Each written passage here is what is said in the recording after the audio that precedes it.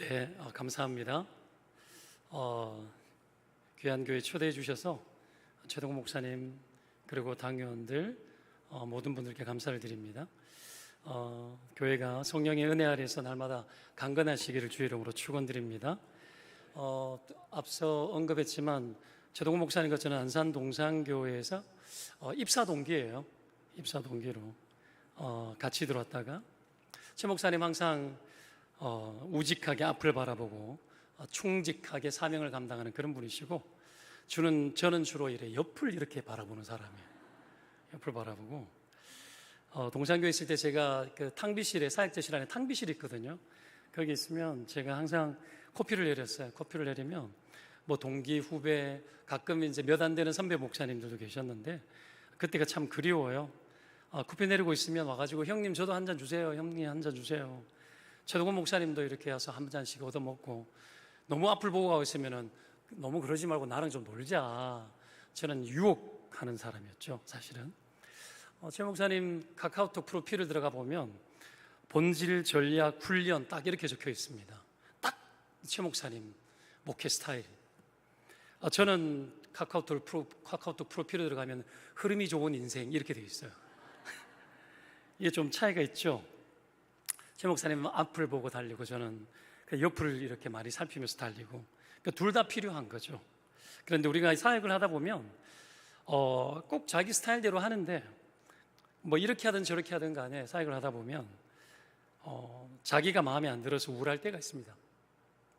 내가 나 자신의 마음이 들지 않아서 저는 너무 사람들을 많이 쳐다봐가지고 어떤 때는 막 스트레스 받아요. 우울할 때가 있습니다. 대부분 여러분 우울함이라는 것은 자기 자신을 너무 많이 느끼는 거예요. 너무 많이 느끼고 그래서 그런 자기가 머릿속에서 지워지지를 않아요. 내 모습이 계속 생각이 나. 너무 못난 모습들이 계속 떠오르고 그래서 여러분 우울함이라는 것은 자기가 너무 많이 생각이 나서 생기는 질병이에요. 성경에 여러분 이스라엘 백성들의 모습을 규정할 때 자주 쓰는 표현이 있습니다. 그게 뭐냐면 야고바예요. 야고바. 이사야 43장 1절에 보면은 야고바 너를 창조하시는 여호와께서 지금 말씀하시느니라 이스라엘아 너를 지으시니까 말씀하시느니라 너는 두려워하지 말라 내가 너를 구속하였고 내가 너를 지명하여 불렀나니 너는 내 것이라. 그렇게 말씀하시죠. 그리고 이사야서는 또 야곱을 이렇게 표현합니다. 버러지 같은 너 야고바. 이전 성경에는 뭐로 나오셨는지 기억나시죠? 뭐 같아요? 지렁이 같은 너 야고바. 여러분 그런데 우리가 알아야 될 게 뭐냐면 이 야곱을 창조하신 분이 여호와라는 거예요. 야곱아 너를 창조하시는 여호와께서 말씀하시느니라. 야곱같이 악착 같고 욕심 많고 지기 싫어하고 자존심 세고 그런 인간인데 그런 야곱 같은 인간인 이 야곱의 모습을 빼다 닮은 이스라엘을 여러분 하나님이 창조하셨다라는 거예요. 야곱을. 우리 안에 다 야곱 같은 게 있잖아요. 그죠? 나 스스로 내 자신의 꼴보기 싫은 모습들. 근데 하나님 늘 그래요. 야, 내가 너 그렇게 지었어. 야곱 너를 내가 지었지 않니? 여러분 이런 야곱을 지으셨단 말은 하나님 야곱 같은 우리를 절대로 이런 모습으로 지은 것을 실망하시거나 부끄러워하시거나 그러지 않는다는 얘기입니다. 믿으면 아멘입니다. 하나님은 우리 같은 모습을 지으신 걸 후회하지 않으세요. 너무 실망하지 마시기 바랍니다. 왜 그럴까요? 왜 후회하지 않고 실망하지 않을까요? 그건 여러분 제가 조금 전에 읽어드렸던 이사야서 43장 그 뒷구절이 증명합니다. 그 뒤에는 이렇게 말해요. 야곱아 너를 창조하신 여호와께서 말씀한다 그래놓고는 이스라엘아 너를 지으신 이가 말씀하시느니라. 여러분 야곱을 창조하신 이가 야곱을 이스라엘로 계속 만들어가고 계신데요. 이게 가능한 이유는 하나님의 사랑의 신실함 때문에 우리는 이 야곱과 이스라엘 사이에서 자기에게 실망하거나 자기에게 우울할 겨를이 없어야 되는 거예요. 야곱을 그렇게 지으셨지만 이스라엘로 계속 창조해 가고 계시거든요. 지금도요. 그러니 너무 실망하지 마. 그게 하나님의 메시지거든요. 근데 사람은 안 그렇잖아요. 우리 스스로에게 우리는 별로 안 신실해요. 하나님이 신실한데 나는 나 자신에게 안 신실해요. 나는 나를 믿을 수가 없어요. 제가 제 스스로 저를 잘 못 믿어요. 실망도 많고 죄도 많이 짓고 그런 자기 자신이 잊혀지질 않고 이런 자신을 받아내거나 이런 나 자신을 사랑하기가 너무 힘들어요. 그래서 여러분, 끊임없는 자기 실망과 자기 미움과 자기 저주가 계속 내 안에서 일어나는 거예요. 그냥 야곱이고 이스라엘의 모습이 안 보이는 거죠. 내가 이러니 다른 사람을 볼 때도 똑같아요. 뭐 가족이나 다른 사람 볼 때 그냥 다 야곱만 보이는 거예요. 이 인간도 야곱 같고 저 인간도 야곱 같고 축복이 잘 안 나와요. 막 이스라엘 될 거야 뭐 이렇게 하고 싶은데 계속 잔소리 나오는 거죠. 자식들 기르면서 잔소리 엄청 하셨죠, 그죠? 인간은 잔소리 해야 되는 건 맞아요. 근데 자꾸 뜯어 고치고 싶은 거예요.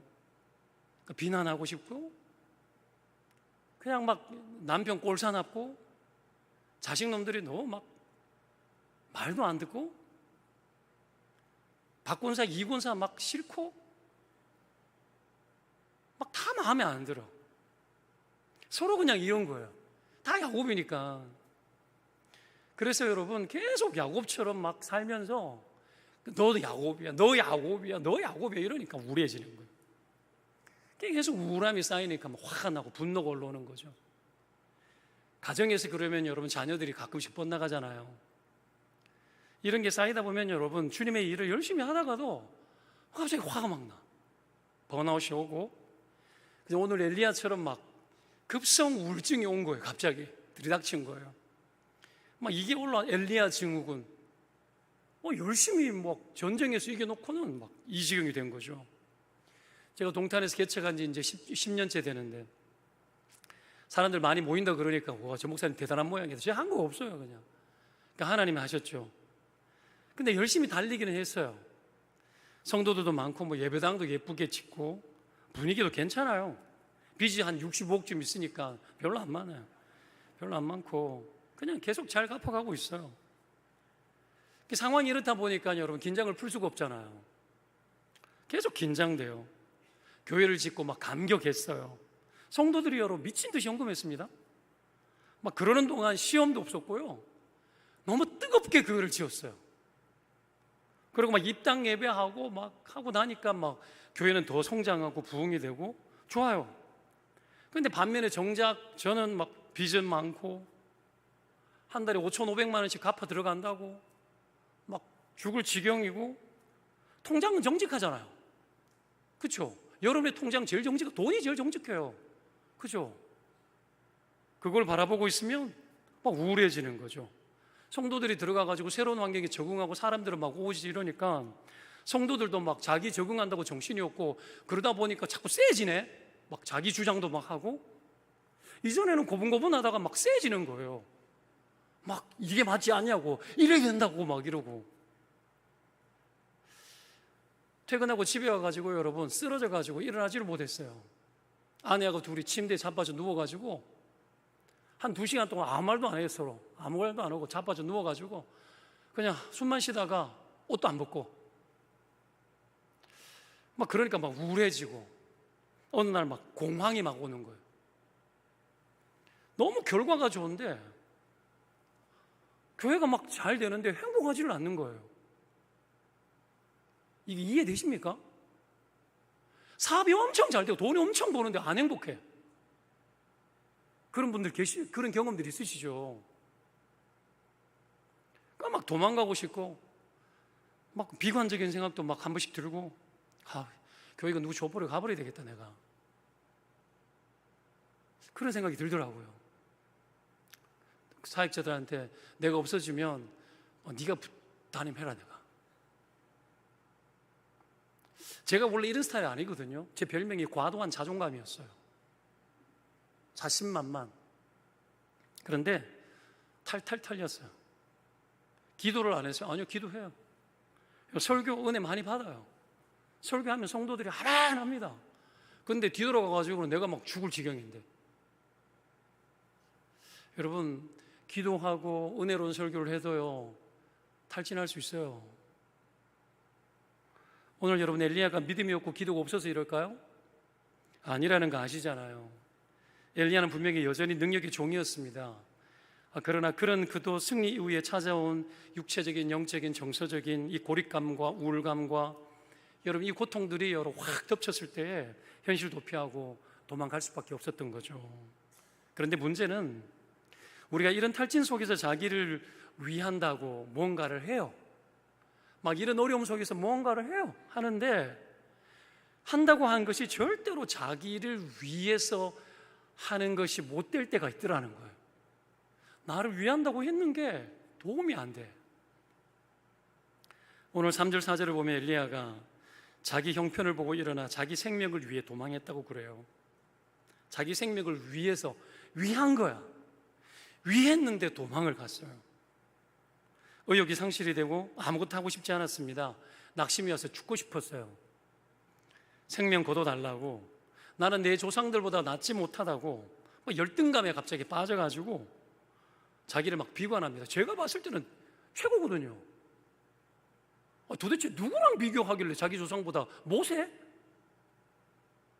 여러분, 우리가 이런 우울증에 빠지고 심각한 상태에 이르르면 아무리 자기가 잘해도 잘하는 것 같지가 않아요. 엘리야가 그 지경에 빠진 거죠. 그래서 비관해요. 뒤에 14절은 읽지는 않았지만 뒤쪽에 넘어가면 나만 홀로 남았다 그러죠. 너무 외롭고 내 옆에는 아무도 없는 것 같아요. 여러분, 우리가 이런 우울감과 침체, 여러분 이런 상태, 영적인 침체들이 갑자기 확 들이닥칠 때, 이렇게 사로잡힐 때 왜 그런지 우리가 좀 살펴야 되거든요. 한 두 가지 이유가 있어요.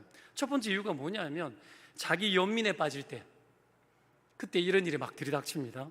엘리야가 하나님께 몰입했을 때, 그렇게 싸울 때는 여러분 자기가 느껴지지 않았잖아요. 850대 1로 싸우는데 여러분 자기가 느껴질 겨를이 어디 있어요? 오직 하나님만 느끼면서 싸워야 되죠. 하나님 느끼면서 막 하는 거예요. 그런데 승리 이후에 이세벨이 죽여버리겠다 그러잖아요. 엄포를 놓으니까 갑자기 자기 처지가 보이기 시작하고 자기 처지에 몰입하기 시작해요. 이게 자기 연민이에요. 자기에게 빠지는 거. 그게 자기 연민입니다. 엘리야가 4절에 하는 이야기들 보십시오. 자기 신세를 한탄하지 않습니까? 아무리 해봐도 상황은 나빠지고 내 꼴은 더 엉망이에요. 자기 연민에 빠지면 내가 얼마나 힘든지를 스스로에게 계속 반복해서 주입하면서 스스로 그 고통에서 묶어둘라 그래요.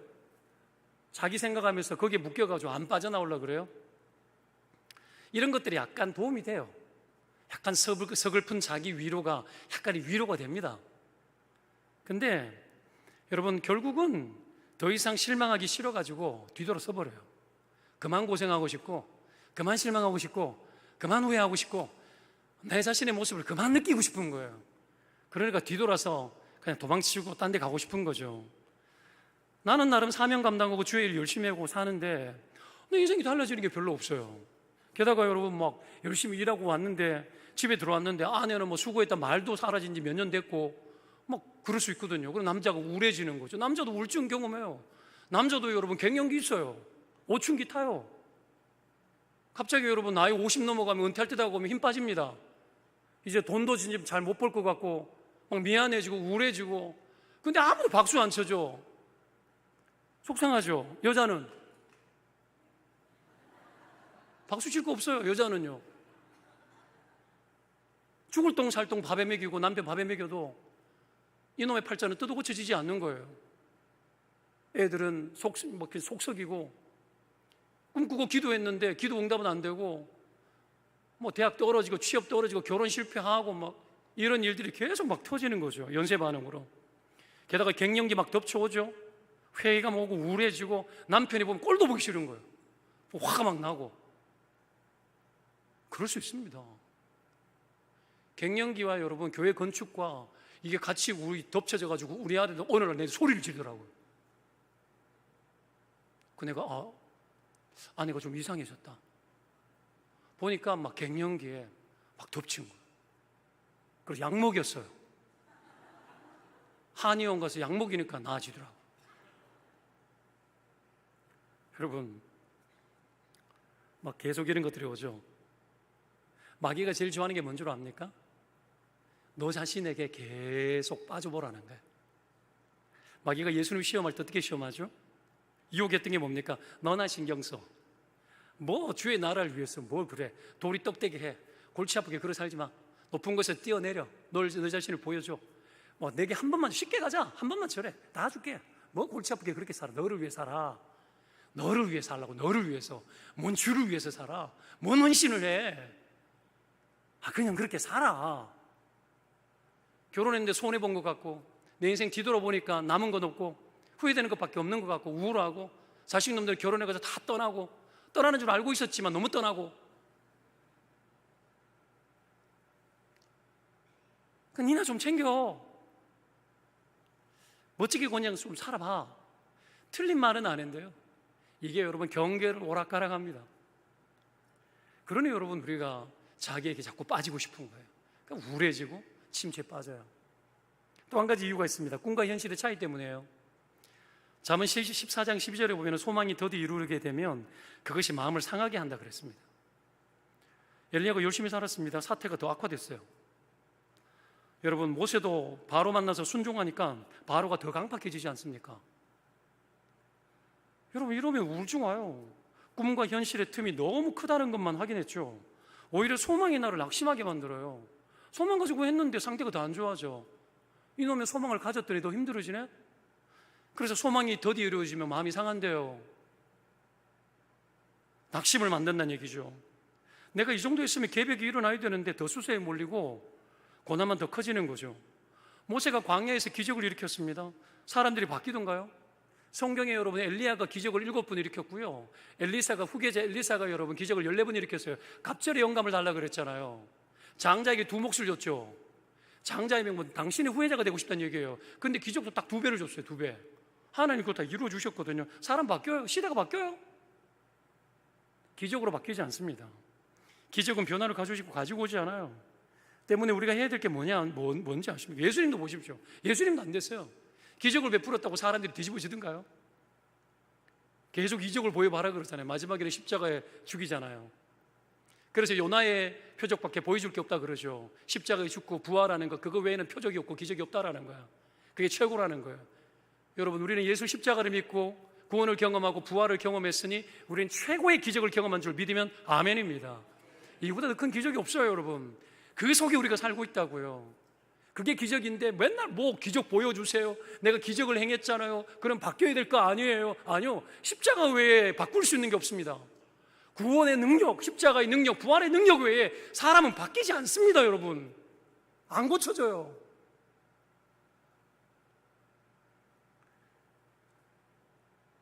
우리가 여러분 때문에 해야 될 게 뭐냐면 항상 때를 하나님께 맡길 줄 알아야 돼요.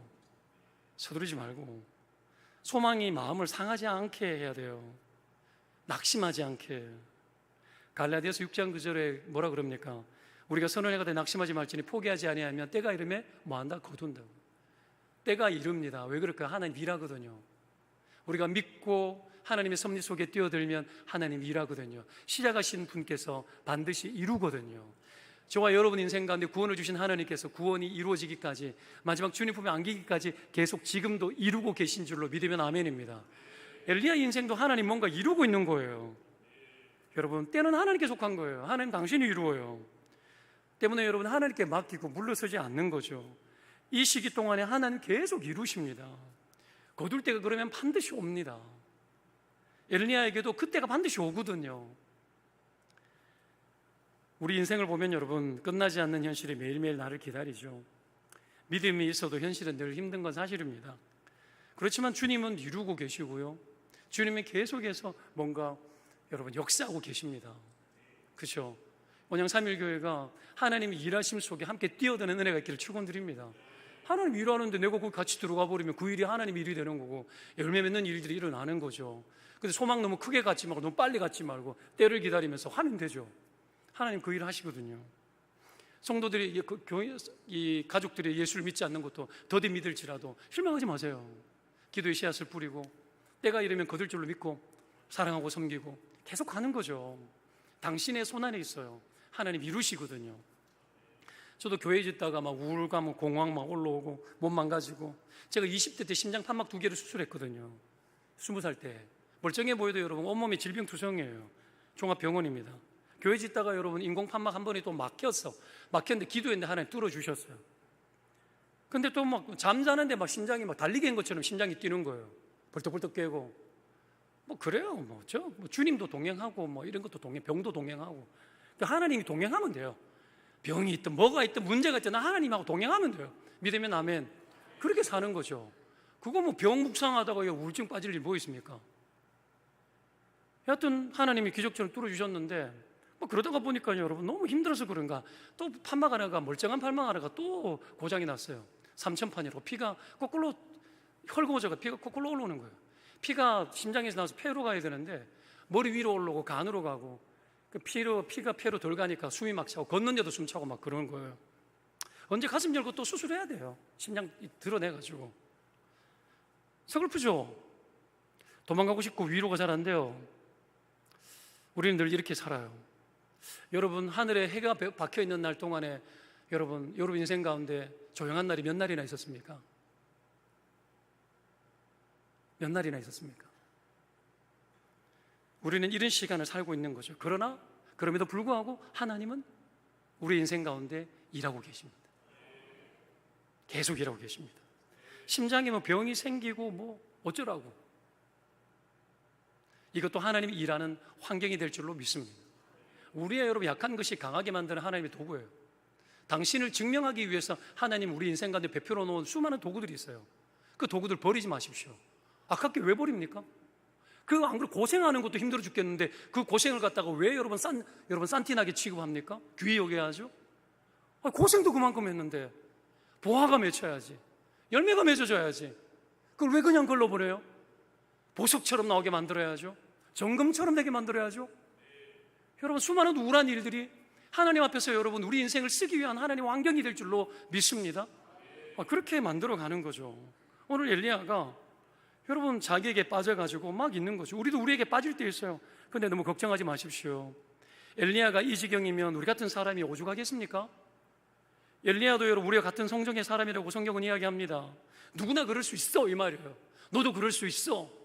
너는 더 그럴 수 있어. 그렇지만 내가 너를 붙들고 있어. 내가 너를 놓지 않고 있어.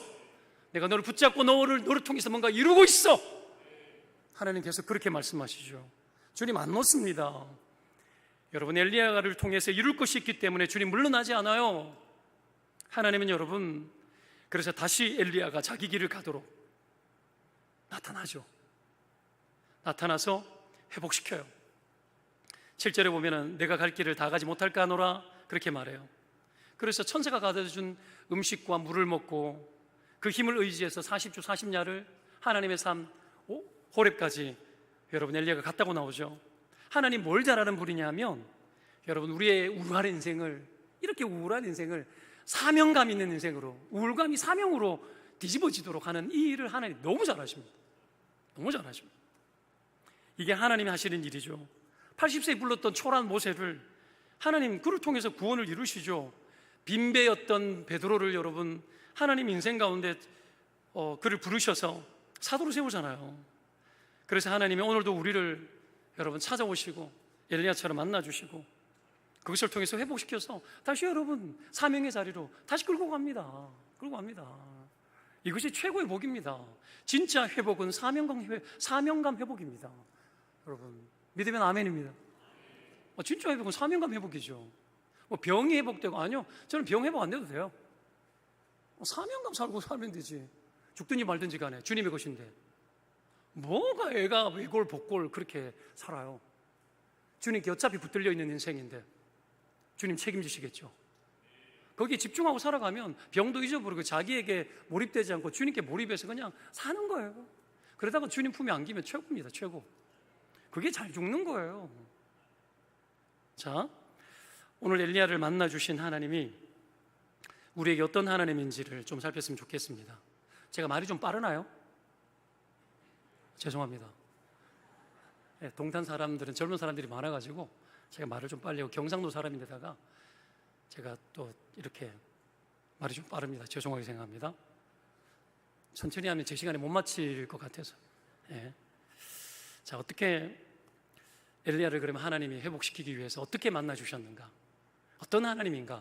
두 가지 이야기 하려고 합니다. 첫 번째는 뭐냐면 우리 하소연, 온갖 하소연을 다 들어주시는 하나님. 믿으면 아멘입니다. 제일 좋은 남편이 누구예요? 잘 들어주는 남편. 그죠? 엘리야가 로뎀 나무 아래에서 앉아서 죽기를 원하면서 온갖 하소연 다 합니다. 핵심, 내 같은 건 별로 쓸모없는 인간입니다. 그렇게 능력을 행하고 이렇게 되는 걸 보면 이게 약간 진심이 아닌 것 같아요. 제가 볼 때는 그렇게 능력을 행해놓고 이렇게, 제가 봤을 때는 그냥 이건 자기 처지에 대한 하소연이에요. 중요한 건 하나님은 이걸 또 들어주시는 분이라는 거예요. 들어주시는 대상이에요. 지난주에 개척교회를 하고 계시는 후배 목사님 만나러 갔습니다. 교회가 부흥하고 정말 좋은데 마귀가 교회를 한번 흔들어 놨더라고요. 여러분, 담임 목사님이 있는 거 없는 거 빼가지고 자기 전세금까지 다 넣어가지고 교회 건축하고 별거 다 했는데, 헌금 다 하고, 근데 모함을 해가지고 담임 목사가 돈을 해먹었다는 둥 이상한 소리를 하는 사람들이 생긴 거예요. 그것도 무슨 대기업에서 감사과에 있는 사람이란 사람이 막 떠들어대는 거예요. 그러니까 그 사람 말이 맞는 줄로 아는 거예요. 자꾸 들으면 믿음 들으면서 난다고, 거짓도 들으면 믿음이 생깁니다. 그래서 말 많은 사람을 조심해야 되는 거예요. 거짓말을 자꾸 하는 거예요. 사람을 다 만나고 다니면서. 폭풍우 한번 지나가고 몇 사람이 나가고 해결이 잘 되었어요. 예배드리러 제가 안식월이어서 예배드리러 갔다가 끝나고 나니 밥을 먹고 대화를 하는데 하소연을 하는 거예요. 들어줬어요. 너무 힘들었겠더라고요. 저도 개척하면서 위기가 왜 없었겠습니까? 교회를 흔들어 놓으려고 하는 그런 분들이 계셨거든요. 자기 속대로 안 되니까 자기 원하는 대로 하고 싶거든요. 자기 영광을 위해 가지고 교회에 충성하는 사람이 있습니다. 자기를 위해서 충성하는 사람들이 있습니다. 여러분, 분명히 십계명에게 말합니다. 너를 위해서 새긴 우상을 만들지 말고. 자기를 위하는 게 우상이에요. 하나님이 우리를 위하기 때문에 우리가 우리를 위하지 않아도 돼요. 정말입니다. 근데 자기를 위해서 교회를 갖다가 마음대로 해보려고 하는 사람이 있었거든요. 그 힘겨운 시간들 저도 통과했습니다. 그랬더니 하나님 나중에 은혜를 주셨어요. 그걸 이야기했더니 위로받더라고요. 여러분, 상황이 나빠질 수 있습니다. 이때는 누군가 내 이야기를 들어줄 대상이 필요한 거죠. 엘리야가 나눌 데가 없었어요. 그래서 나만 홀로 남았다고 이야기합니다. 적들은 많은데 내 편이 없어요. 외롭습니다. 하나님이 바알에게 무릎 꿇지 않는 7,000명이나 남겨놨다고 이야기하는데 눈에 보이지도 않아요. 850대 1로 싸웠습니다. 이겼습니다. 대승했네. 이럴 수 있어요. 이야, 잘했네. 대승했네. 대단하네.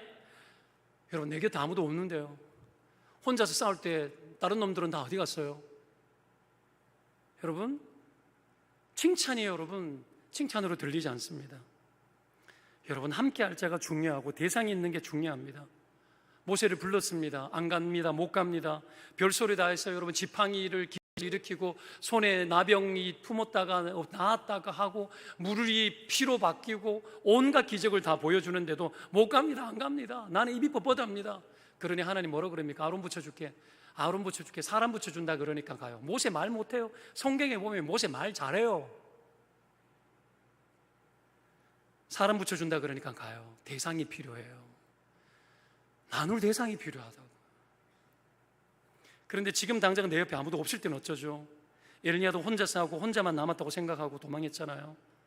근데 뭐합니까? 그때 하나님께 호소하잖아요. 하나님께 기도해요. 이 기도도 아니야. 근데 하나님 그것도 다 기도로 들어요. 하나님 외면하고 그냥 도망갈 수도 있잖아요. 기도고 뭐고 그냥 다 필요 없어 이럴 수 있잖아요. 그런데 그렇지만 하나님이 이 엘리야의 온갖 하소연 다 하는 것을 여러분 들어줘요. 나를 다 이해해줘요. 나를 상대해줘요. 못 나빠진 나의 성질머리를 상대해줘요. 실망하고 믿음 다 떨어져 있고 동나에 있는 이런 내가 푸념하고 떠들어대고 막 하소연하는 이런 나의 소리를 다 들어줘요. 그런 하나님이 계시다고요. 여러분, 열심히 살다 보면 누구든지 지칩니다. 그때마다 주님 그럽니다. 너 그럴만 했어.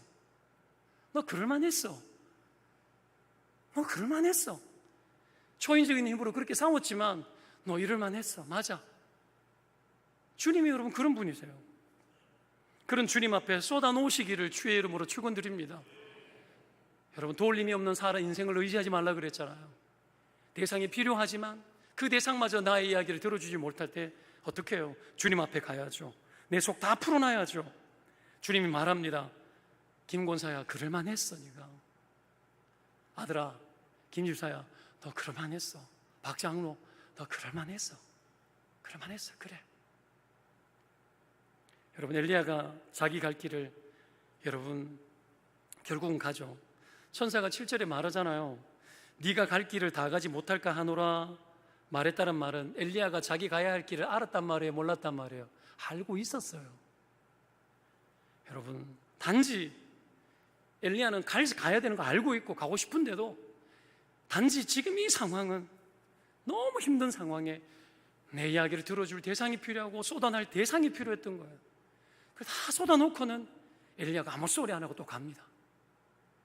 저와 여러분도 그렇게 하시기를 주의 이름으로 축원드립니다. 막 쏟아놓고 또 가고, 막 쏟아놓고 또 가고, 막 다 때려치울 거야 해놓고는 밥 한 그릇 서로 먹고는 또 가고. 하나님이 여러분 우리를 그러기를 원하시죠. 두 번째, 여러분, 하나님 어떤 분이냐면 우리가 어디에 있든지 간에 찾아오는 분이라는 거예요. 엘리야가 여러분 자기 생명을 위해서 한 방법이 도망갔어요. 멀리 갔어요. 멀리 갔더니 뭐 처량하고 막 그렇죠. 처량해졌어요. 야곱도 자기 생명을 위해서 했던 게 도망가는 거였습니다. 사람들이 자기를 위해서 한다라는 게 멀리 가는 거예요. 아무도 눈에 띄지 않는 곳에. 엘리야가 전쟁한 곳이 갈멜이거든요. 그 근처가 이스라엘이라는 땅인데, 이스라엘, 여기는 어디죠? 이스라엘 최북단 쪽에서 북쪽이에요. 거기에서 엘리야가 지금 브엘세바까지 도망갔거든요. 여러분, 이 거리가 최남단 도시예요. 이스라엘 직선 거리로 여러분 차길로 200km예요 200km 도망갔어요. 거기서 광야로 하루길 더 들어갔죠. 30km 더 들어간 거예요. 하나님이 천사를 근데 보냈어요. 보내가지고 오르만줘요. 하나님, 우리가 어디 있든지 간에 벌써 와 있어요. 믿으면 아멘입니다. 여러분, 여호수아가 전쟁하러 가니까 여리고 성 앞에 이미 장군이 와 있었잖아요. 가 계셔요. 자기 백성을 여러분 전혀 멀리하지 않습니다. 아주 가까이 계세요. 시편 139편에 내가 새벽 날개를 치며 바다 끝에 가서 거주할지라도 거기서도 주의 손이 나를 인도하시며 주의 오른손이 나를 붙드시리이다, 이렇게 고백했죠. 새벽 날개 치는 게 여러분 뭔 줄 아십니까? 새벽에 해가 뜨잖아요. 해가 뜨면 그 빛이 동쪽에서 빛 딱 주는 순간 서쪽 끝까지 빛이 벌써 가 있죠.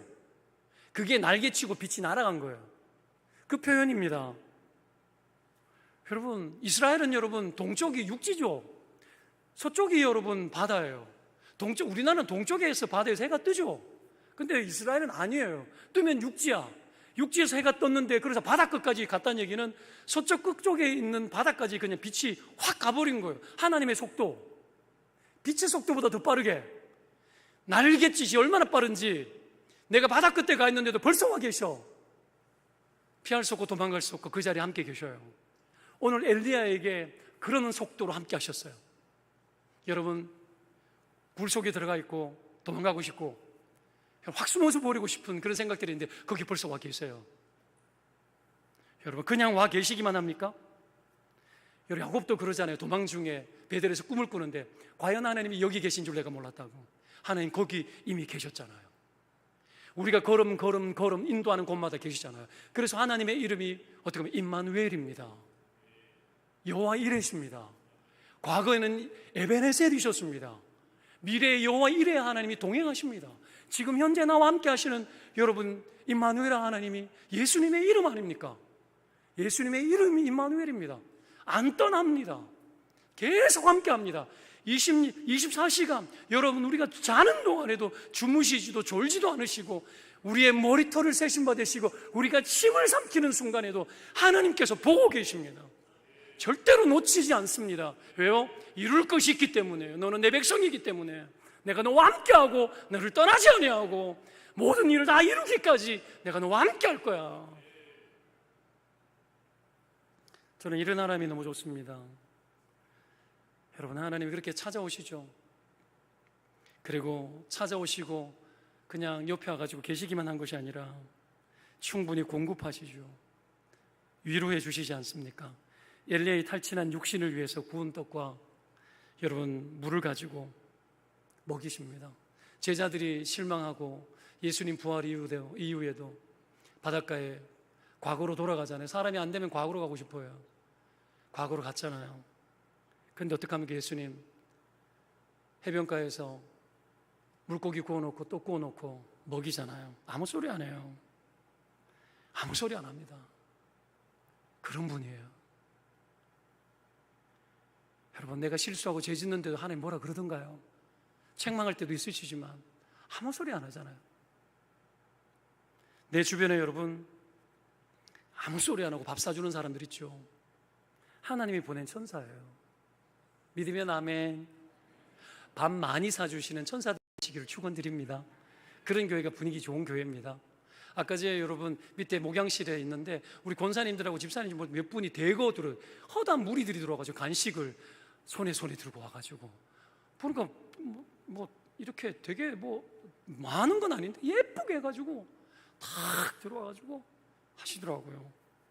아, 되게 감동이었습니다. 꽃감 막 말아가지고 막 됐는 거 직접 만드셨는지는 모르겠지만 여러분, 내가 힘들고 어려울 때 아무 소리 안 하고 잔소리 안 하고 밥 먹여주고.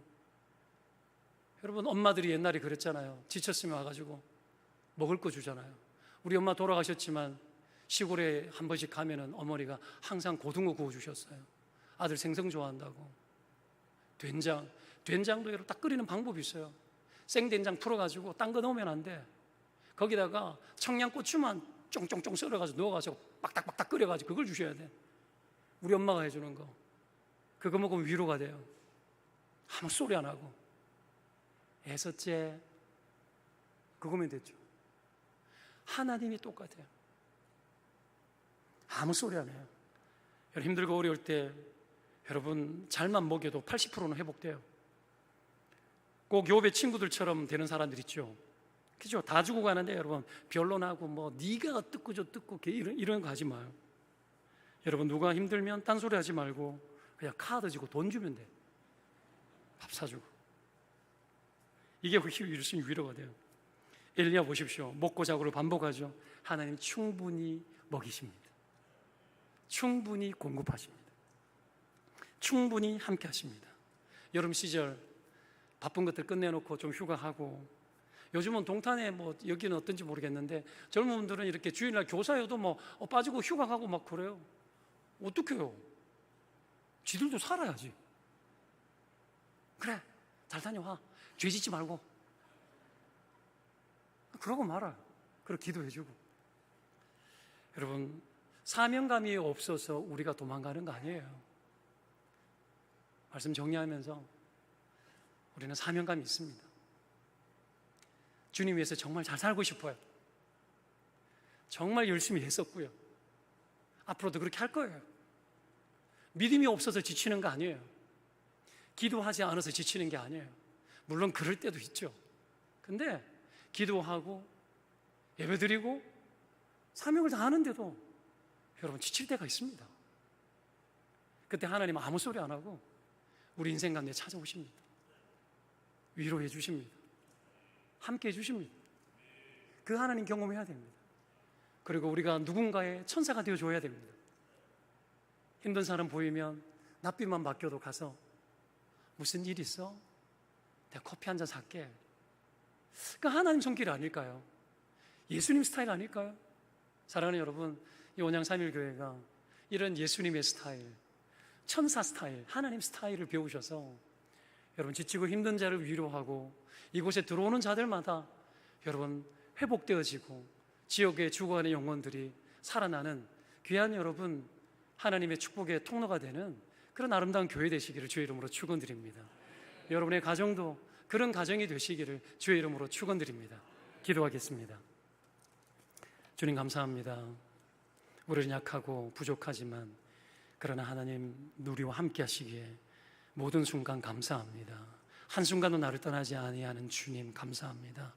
주께서 찾아오셔서 우리를 위로하시고 회복시키시고 아무 소리 하지 아니하시고 먹이시며 우리가 가야 할 길을 갈 수 있도록 도우시는 그 주님, 그 주님이 계시기에 오늘도 그 하나님 앞에서 하소연하며 내가 아버지 하나님 힘들고 어려웠던 것들을 쏟아놓고 다시 주의 영광 위에서 힘껏 달려가기를 원하오니 사랑하는 성도들을 붙잡아 주시옵소서. 원양 3.1교회의 모든 성도들의 생애와 가정을 붙잡아 주시옵소서. 친히 우리 주께서 그리 일하실 줄로 믿고 의지합니다. 예수 그리스도의 이름으로 기도합니다. 아멘. 말씀의 큰 은혜 받으신 줄로 믿습니다.